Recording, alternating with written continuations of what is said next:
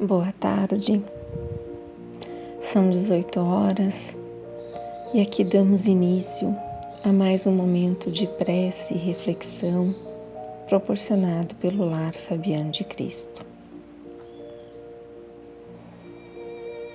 Que possamos nos unirmos em pensamento, em boas vibrações, por nós, pelo nosso lar, pelos nossos amores,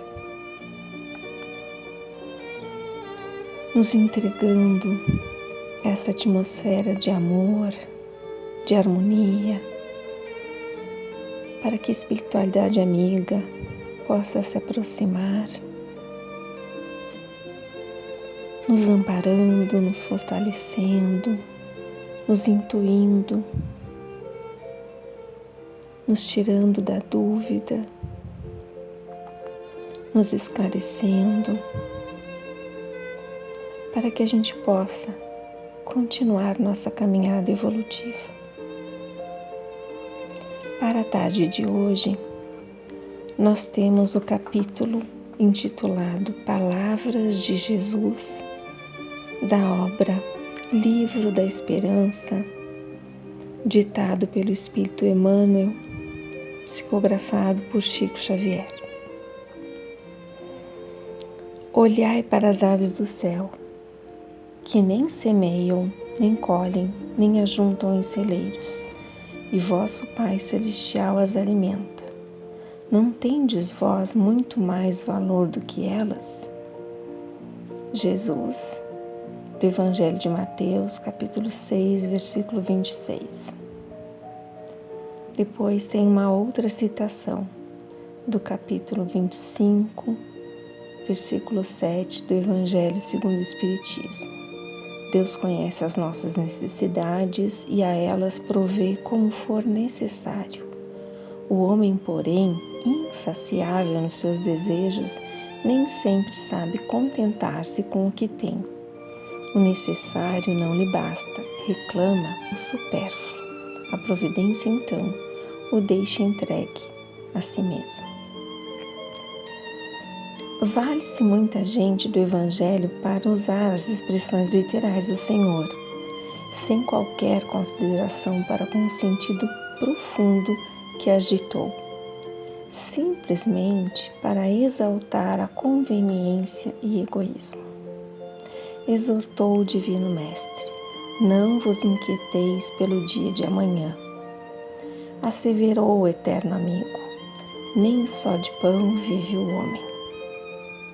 Há companheiros que se sustentam em semelhante conceito, dedicado a preservar-nos contra a volúpia da posse, para assumirem então atitudes de relaxamento e desprezo frente a serviço de organização e previdência da vida material, sem se lembrarem de que Jesus multiplicou pães no monte, socorrendo a multidão cansada e faminta.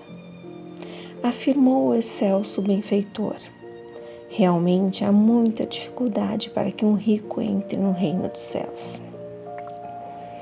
Em todos os círculos do ensinamento cristão, aparecem os que se aproveitam da afirmativa dedicada a imunizar-nos contra as calamidades da avareza, para lançarem diatribes contra o dinheiro e sarcasmo contra os irmãos chamados a manejá-lo, na sustentação do trabalho, da beneficência, da educação e do progresso, incapazes de recordar que Jesus honrou a finança dignamente empregada, até mesmo nos 2 vinténs com que a viúva pobre testemunhou a própria fé. Disse-nos o Cristo: não julgueis. Em toda parte surpreendemos os que se prevalecem do aviso que nos acautela contra os desastres da intolerância, para então acobertarem a viciação e a má-fé, sem se prevenirem de que Jesus nos recomendou igualmente: orai e vigiai a fim de não cairdes em tentação. admoestou o mestre dos mestres: ao que vos pedir a túnica, cedei também a capa. Não poucos mobilizam o acerto consagrado a impelir-nos a culto do desprendimento e da gentileza para estabelecerem regimes de irresponsabilidade e negligência, quando Cristo nos preceituou a obrigação de entregar a cada um aquilo que lhe pertence, até mesmo nas questões mínimas do imposto exigido pelos poderes públicos, ao solicitar-nos: dai a César o que é de César. Não podemos esquecer que as palavras do Cristo, no curso dos séculos, recebem interpretações adequadas aos interesses de grupos, circunstâncias e administrações e pessoas. A doutrina espírita brilha hoje, porém, diante do Evangelho, não apenas para aliviar e consolar, mas também para instruir e esclarecer. Bem, então, Emmanuel começa o capítulo com duas citações, Uma do evangelista Mateus e outra do Evangelho segundo o Espiritismo. Nessas citações, Jesus nos falou para observarmos os pássaros e os lírios do campo que não se inquietam com o futuro, nem mesmo com o supérfluo. E no decorrer do texto, Emmanuel nos chama a atenção de como, ao longo da história, as palavras de Cristo vêm sendo interpretadas e, infelizmente, até deturpadas. Muitos se dizem conhecedores do Evangelho e fazem uso da palavra de Cristo quando lhes é conveniente ou por egoísmo.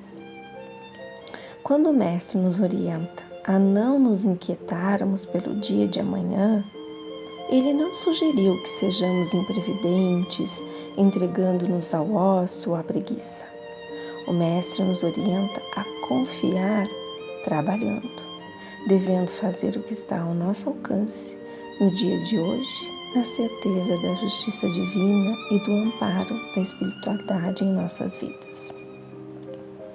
Como nos é explicado no Evangelho, se o homem levasse ao pé da letra a palavra de Jesus, de ficar esperando, confiando apenas, sem agir, limitar-se-ia a esperar passivamente. Suas forças físicas e intelectuais conservar-se-iam inativas. Se tal for a sua condição normal na Terra, jamais houvera ele saído do estado primitivo. E se dessa condição fizesse ele a sua lei para a atualidade, só lhe caberia viver sem fazer coisa alguma. Não pode ter sido esse o pensamento de Jesus, pois estaria em contradição com o que disse de outras vezes, com as próprias leis da natureza. Deus criou o homem sem vestes e sem abrigo, mas deu-lhe a inteligência para fabricá-los. E quando Jesus nos fala de pão, não se referia apenas ao alimento do corpo físico, mas ao alimento da alma, que podemos buscar em momentos como este, em momentos de prece, em momentos de meditação, em que nos conectamos com a realidade espiritual, com o nosso Pai e Criador. Há diferentes interpretações sobre aqueles irmãos que materialmente são ricos. Muitos julgam que todos são usurpadores, egoístas, que não merecem o reino dos céus. No entanto, Cristo nos falou da necessidade e da importância dos recursos para a evolução do trabalho, da educação, da saúde, da coletividade, e valorizou todo o dinheiro que é empregado para o bem. A fortuna realmente é um desafio, mas ela também pode ser utilizada com um propósito digno para o bem de muitas pessoas. Esse capítulo também relembra da importância de não julgarmos sob pena de aumentarmos a intolerância entre nós. Por isso também nos foi dito para orar e vigiar, voltando os olhos para a nossa própria caminhada, entendendo que o nosso maior desafio é vencer os nossos próprios defeitos. E quando formos agredidos, as palavras do Mestre nos dizem que devemos ceder também a capa, devemos dar a outra face, devemos caminhar mais 1000 passos. Diferentemente da lei de Italião, baseada no Revide, aqui a lei do Evangelho nos ensina uma resistência não violenta, a qual nos orienta a reconhecer no inimigo um sofredor, um necessitado.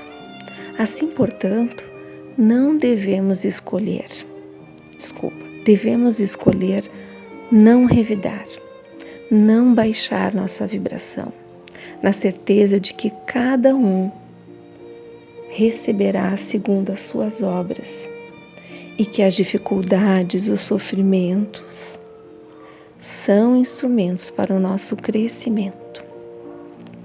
Isso também requer coerência de nossos pensamentos e atitudes. Emmanuel cita o pagamento de impostos. Então, se eu cometo um desvio com esse tipo de tributo, alegando, por exemplo, que o governo é corrupto, ainda assim estarei incorrendo em erro, mesmo que eu considere um pequeno erro, pois cada um deve fazer a sua parte para o alcance da melhoria do mundo em que vivemos. E quem de nós não almeja para si apenas o que é bom? Quem de nós não deseja ser tratado com amorosidade? Quem não queria ser socorrido em suas aflições? Quem de nós não aprecia ver desculpados os seus erros? Que não espere a benevolência para suas fraquezas e imperfeições? Quem de nós não aspira ao perdão? Pois bem, esse mesmo tratamento amorável e fraterno que gostamos de receber segundo o que nos ensina Jesus, é o que devemos dispensar ao nosso próximo, se é que pretendemos alcançar a felicidade eterna. Então, meus irmãos, não basta conhecermos ou mesmo decorarmos as palavras de Jesus. É preciso cumprir sua palavra, exaltar e refletir sobre seus sublimes conceitos e, sobretudo, possuir uma fé que se manifeste em obras de amor e caridade. Que a paz do Mestre Jesus esteja com todos. Que assim seja.